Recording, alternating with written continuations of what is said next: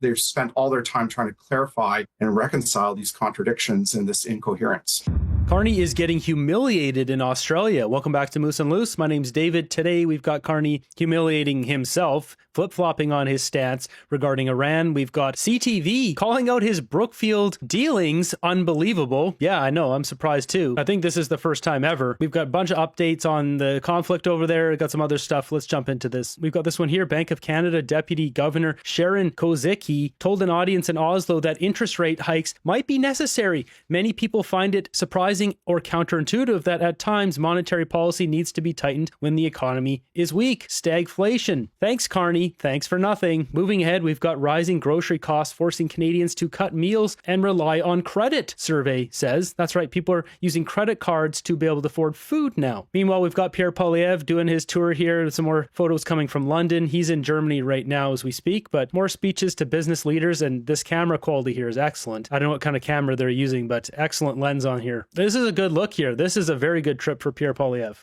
And we've got another one here. We must fuel freedom with Canadian energy and rearm and lock arms with fellow free nations like Germany. So here he is in Germany. He gave a speech. You should watch the full speech. It's a great speech like the other ones. Meeting with more business leaders, parliamentarians. I will show one brief clip here Mark Nixon's got with Poilievre's idea to unify and create a new pact, essentially, with other Western nations. Conservative leader Pierre Poilievre delivered a speech in London on day 2 of his European tour. He proposed a new trade partnership to strengthen existing ties. When the treaties and agreements that allow us to trade freely face upheaval, we need to double down and deepen our ties with our oldest and most trusted friends. Instead of shrinking markets behind tariffs, we should expand opportunities among friends. That is why I believe the time has come for a partnership between Canada, the United Kingdom, and Australia, and New Zealand. A modern CANZUC. The opposition leader is expected to leave for Berlin tomorrow, where he will deliver a keynote speech on the So he's already given that speech. This is a great idea, and this should resonate with Canadians. This is a smart thing to do. Meanwhile, what is Carney up to? Well, we've got Melissa posting this. Oh no, it looks like the Carney curse has now hit China as they prepare for its lowest economic growth target in decades. This is too funny. It seems like there really is a curse. Anything Carney touches absolutely fails. We see it with, I believe, every single sports team event that he's gone to watch. The teams lose. Now we have countries losing. And with that, we've got Carney here speaking in the Australian Parliament. He gave a big, long speech. We're going to play like a minute of this, and then there is one question afterwards. Talking about unifying the middle powers. This is more of like an extension of his Davos speech. It is a source of power. And the question today for middle powers like us is whether we establish the conventions and help write the new rules that will determine our security and prosperity, or let the hegemons dictate outcomes. In the new global environment, the ability to form effective coalitions is becoming a central strategic capability. Great powers can compel, but compulsion comes with costs, both reputational and financial. Middle powers can convene, but not everyone can. In the post-rupture world, the nations that are trusted and can work together will be quicker to the punch, more effective in their responses, and more proactive in shaping outcomes, and ultimately, those countries will be more secure and prosperous. Mr. Speaker, middle powers like Australia and Canada hold this rare convening power because others know we mean what we say, and we will match our values with our actions. This has been earned by those before us throughout our history. And the question is now, what do we do with it? The hypocrisy of Carney here saying actions will match the words when this guy campaigned on being the best to get a deal with Donald Trump, fighting for Canada. And what is he doing? He's fighting for his own bank account, enriching himself with his Brookfield Global Transition Fund 1. Mark Carney's a charlatan who doesn't love our country. Carney's all nonsensical talk, hubris, and ego. New world order, middle powers. Is Carney, Starmer, Macron the new woke order or the midlife crisis powers?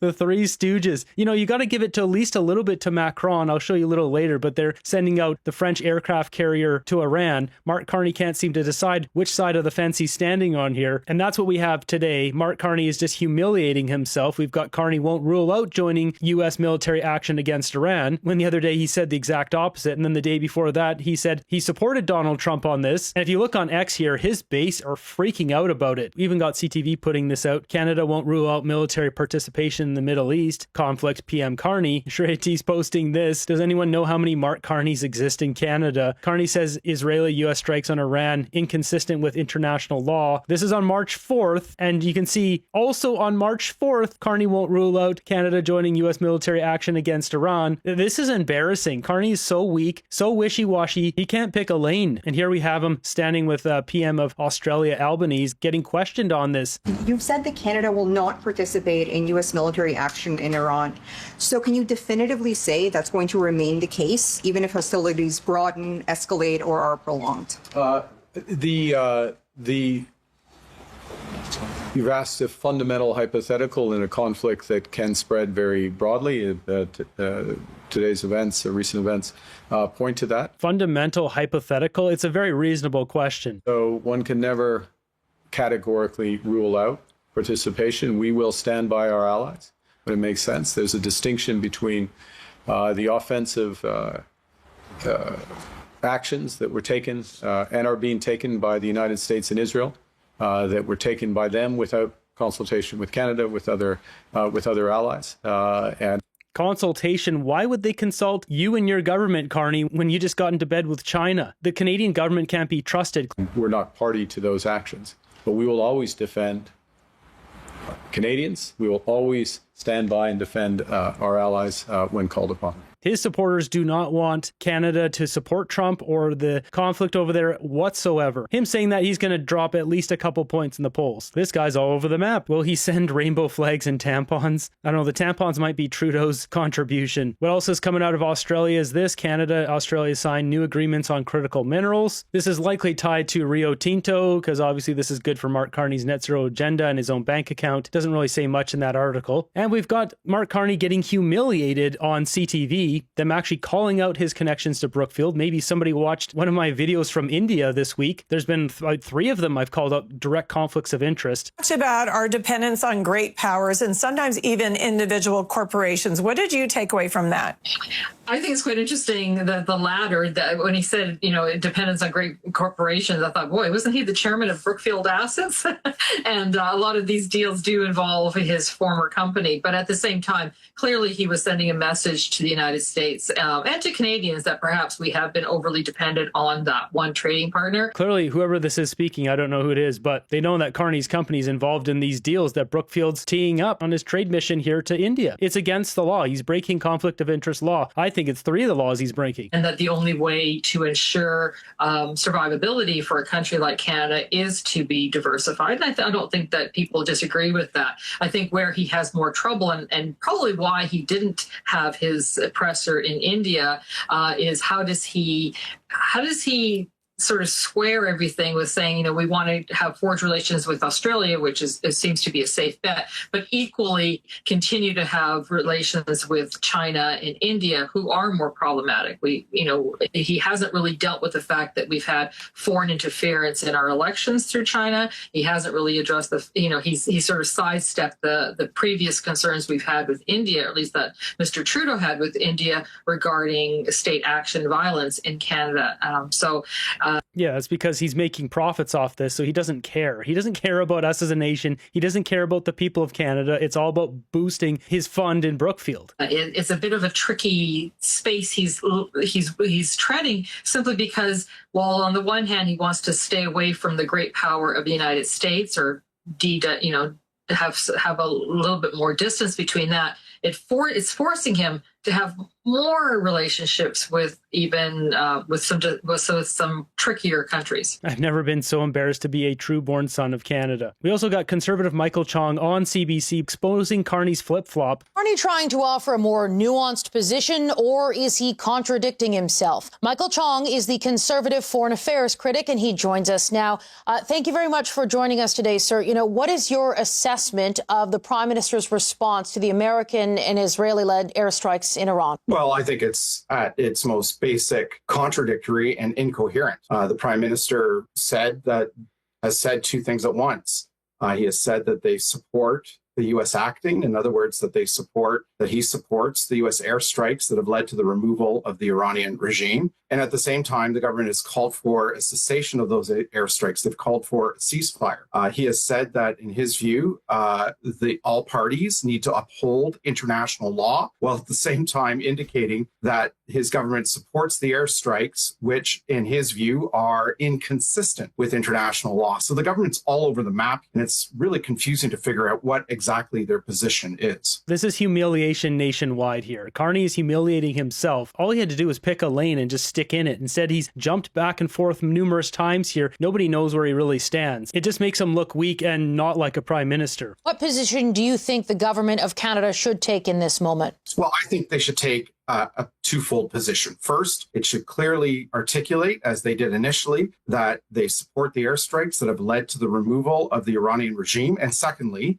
that they support the aspirations of the Iranian people for a free, democratic, and peaceful Iran in the Middle East. I think those two things should be clearly communicated as the government of Canada's position. Unfortunately, they're not able to get even past the first position because they've spent all their time trying to clarify and reconcile these contradictions and this incoherence. The Prime Minister's statement is one thing, but when you're proposing that, what you think the government should do, you address, okay, supporting the strikes and supporting the will of the people. But do you have concerns about the legality of what the U.S. and Israel are doing in this moment? Well, what we do know is that the Iranian regime has long presented a threat to Canadian citizens, both here in Canada and abroad. It was only 6 years and 1 month ago that they killed scores of Canadians on Ukrainian airliner flight 752. That was a mission. That was an attack that was conducted by the IRGC, an integral part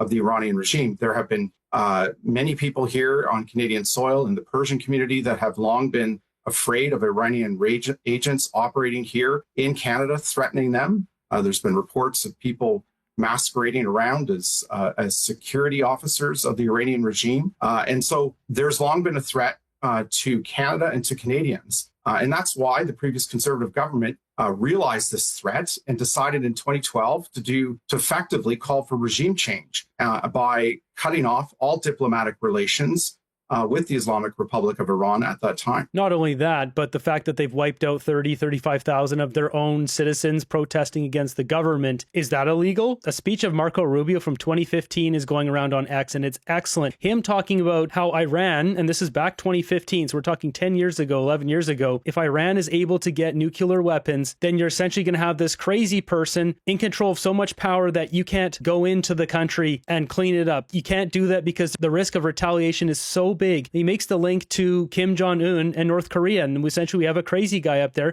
who has nuclear weapons and there's nothing anyone can do about it. And that's the same thing in Iran. We can't let that happen, and that's why they're going in. They're picking the lesser of the two evils. There's nothing great in this situation, but I mean, you can't let these guys get to the point where they have so much power they can't be challenged. Now, moving over to the conflict in Iran, when tying in with what we were just talking about here, we've got Harrison Faulkner posting this, former Israeli Prime Minister Naftali Bennett calling Mark Carney's criticism of Israel-US strikes on Iran stupid. Minister Mark Carney, he has said of the Israeli-American strikes in Iran that they would appear not to be consistent or to be inconsistent with international law. What's your response to this criticism? That's just stupid because Article 51 of the UN Charter explicitly says that a nation has a right of self-defense. Are we supposed to wait for Iran to fully develop their nuclear weapons, their missiles, and be ready to shoot? And at that moment, are we supposed to attack them?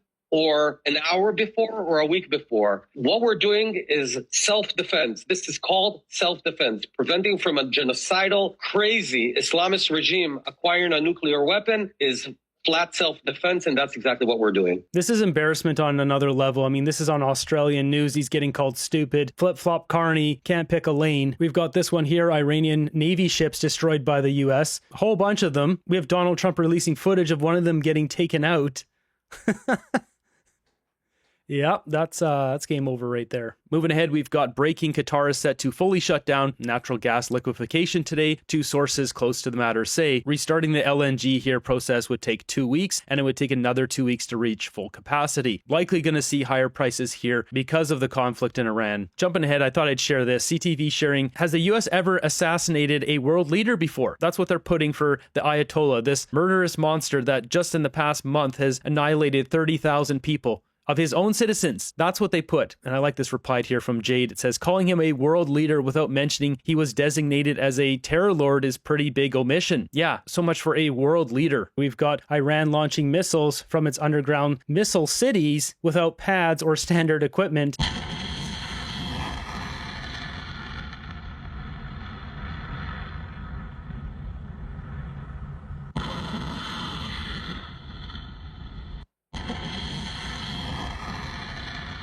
And this is why it's so hard to take these guys out, because they bury this crap in the ground. And we've got this one here posted by Melissa. Says, now is probably a good time for Canada to get on the good side of history and not cozy up with China. China is and was delivering weapons as well as additional defense arms to Iran. And so, yeah, China is supporting Iran here, sending them over attack drones. Discusses ballistic missile sales. Is this who we're getting cozy with? We currently are because of Mark Carney. Here we've got Macron bringing in their aircraft carrier to help in the Mediterranean. Yeah, okay, we're going to get rid of that music as usual, but I mean, reinforcements are coming. You know, Macron is woke just like Starmer and Carney, but at least he showed up. He's at least sending in some of their toys to come play too. We also got this one. France announces its fighter jets are starting flying combat missions over the UAE to shoot down Iranian drones. Place military and diplomatic sources in the region tell me Saudi Arabia is very close to allowing its Air Force to strike targets inside Iran after facing unprecedented missile and drone attacks on its civilians, including incoming missiles today targeting Daman, its fifth largest city. Quote, the next 24 hours is going to be intense, I'm told. A line has been crossed. A well-placed official in the Gulf tells me. What's truly extraordinary, Harris, about this development is that it would not have been possible if Israel had not been brought in under U.S. Central Command at the end of the first Trump administration. Carrying out airstrikes takes tremendous deconfliction and coordination.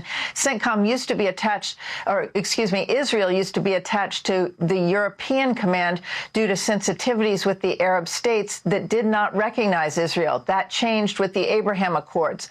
No U.S. personnel were killed or injured when the U.S. Embassy in Riyadh, Saudi Arabia, was struck last night by at least 2 Iranian Shahed drones. The embassy was largely empty at the time. There is a division of labor right now in terms of targeting. Israel is targeting Iranian leadership, like that meeting that Trey mentioned of top religious scholars in Qom earlier today, where Iran's remaining top religious leaders were meeting to decide the successor to the Supreme Leader Ayatollah Khamenei. Iran is getting thumped. Saudi Arabia has now joined the battle. When was the last time Saudi Arabia ever attacked another country? The Iranian regime is finished. They thought strikes on its neighbors would put pressure on America to stop. Wrong. It's done the exact opposite. They are getting wiped off the map.